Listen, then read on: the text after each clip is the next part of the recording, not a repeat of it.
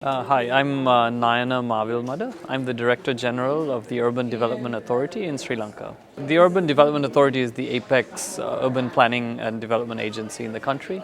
We regulate land use around the whole country, basically, all the cities in the country.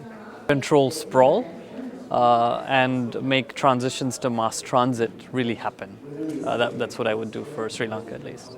Sprawl is really out of control in Sri Lanka. I would say it's the number one problem, and that, of course, feeds into a transit problem, which is, I would say, perhaps our number two problem. So if we don't deal with those in tandem, I don't think we can really go forward in a sustainable way. The role of universities is critical. I think what is lacking is good leadership in the urban space. So again, getting youth involved and looking at this whole transformation long term is, I think, the need of the day. So there's no other choice but to engage with universities, and we need to do that very, very seriously. Capacity building is important across multiple levels. First, changing the minds of policymakers and maybe politicians. I think that's really key because awareness helps us actually make technically sound decisions possible.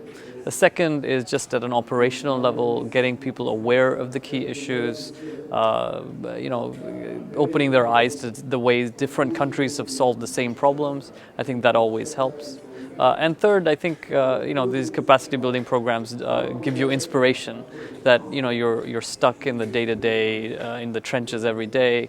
Sometimes it's nice to rise up above, look at the big picture, see what's going on, and go back in and try to do stuff in your home country. You're never going to achieve the goals unless you change minds, and that's absolutely fundamental. So.